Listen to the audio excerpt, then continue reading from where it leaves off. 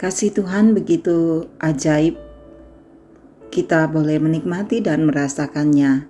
Kita bersyukur dan kita bersama-sama rindu untuk memahami kehendak-Nya.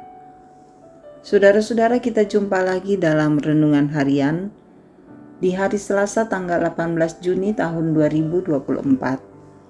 Kebenaran firman-Nya kita akan baca. Mari satu dalam doa. Hidup kami adalah milik Tuhan. Kami bersyukur untuk setiap kehidupan yang kami jalani. Kami mengagungkan Engkau, dan kami rindu untuk membaca firman-Mu. Engkau Roh Kudus menolong kami, sehingga setiap bagian firman yang kami baca akan mengambil bagian dalam seluruh kehidupan kami. Ampuni dosa kami Tuhan. Kami bawa doa ini hanya di dalam nama anak-Mu Yesus Kristus, Tuhan kami. Amin. 1 Samuel pasal 15 ayat 10 sampai 23. Lalu datanglah firman Tuhan kepada Samuel demikian.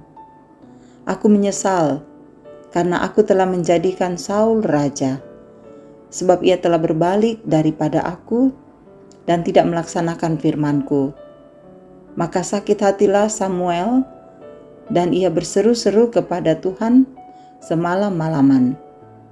Lalu Samuel bangun pagi-pagi untuk bertemu dengan Saul.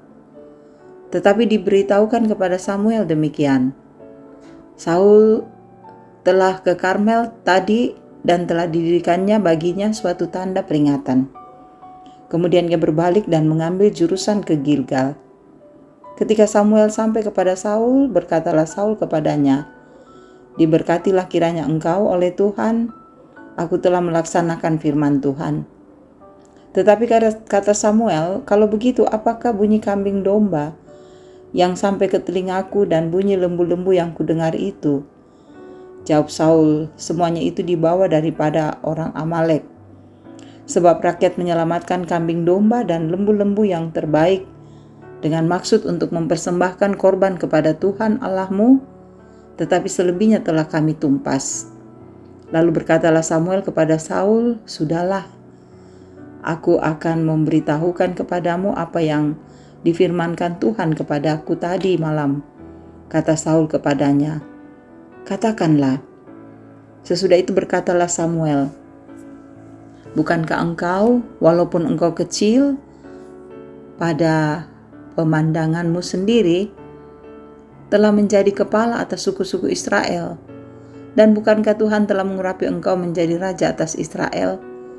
Tuhan telah menyuruh engkau pergi dengan pesan, 'Pergilah, tumpaslah orang-orang berdosa itu, yakni orang Amalek. Berperanglah melawan mereka sampai engkau membinasakan mereka.' Mengapa engkau tidak mendengarkan suara Tuhan? Mengapa engkau mengambil jarahan dan melakukan apa yang jahat di mata Tuhan?" Lalu kata Saul kepada Samuel, "Aku memang mendengarkan suara Tuhan dan mengikuti jalan yang telah disuruh Tuhan kepadaku. Dan aku membawa Agag, raja orang Amalek. Tetapi orang Amalek itu sendiri telah kutumpas. Tetapi rakyat mengambil dari jarahan itu kambing domba dan lembu-lembu yang terbaik dari yang dikhususkan untuk ditumpas itu, untuk mempersembahkan korban kepada Tuhan Allahmu di Gilgal." Tetapi jawab Samuel, "Apakah Tuhan itu berkenan kepada korban bakaran dan korban sembelihan, sama seperti kepada mendengarkan suara Tuhan? Sesungguhnya mendengarkan lebih baik daripada korban sembelihan, memperlihatkan lebih baik daripada lemak domba-domba jantan. Sebab pendurhakaan adalah sama seperti dosa bertenung, dan kedegilan adalah sama seperti menyembah berhala dan terafin. Karena engkau telah menolak firman Tuhan, maka ia telah menolak engkau sebagai raja."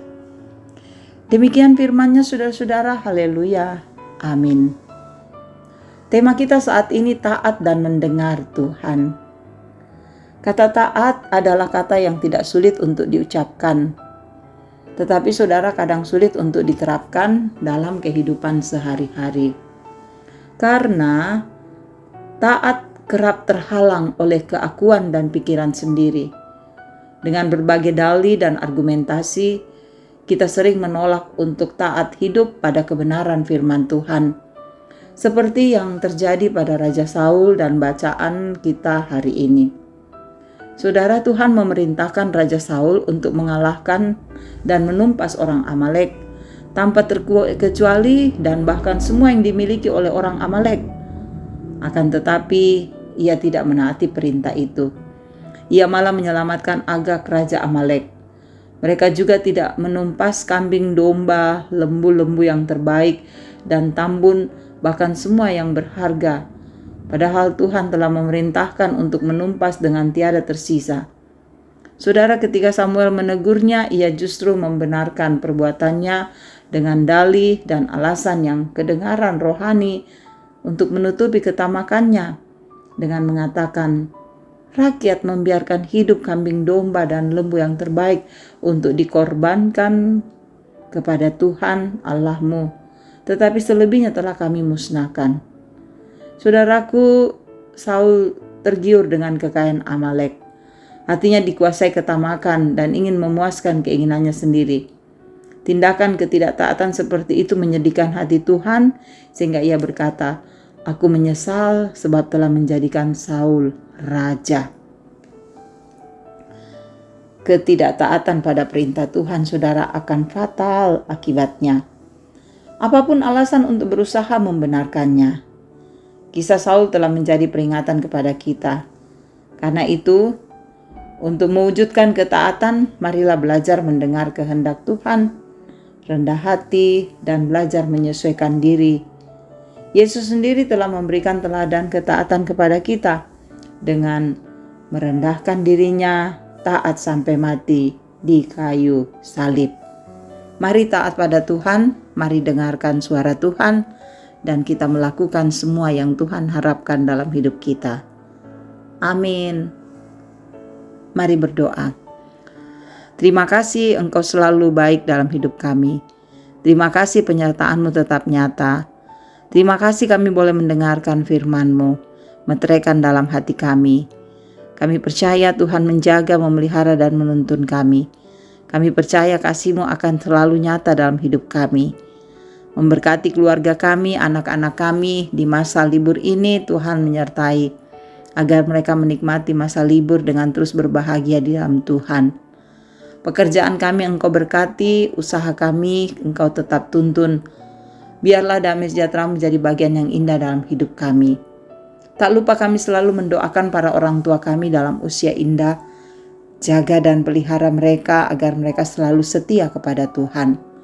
Tak lupa kami berserah diri kepadamu untuk semua saudara-saudara kami dalam beban pergumulan. Yang sakit Engkau sembuhkan. Yang berada dalam duka Engkau hiburkan. Dalam berbagai tantangan yang kami rasakan Engkau ada di dalamnya. Biarlah kami boleh melewati setiap pergumulan ini dalam pengasihan Tuhan.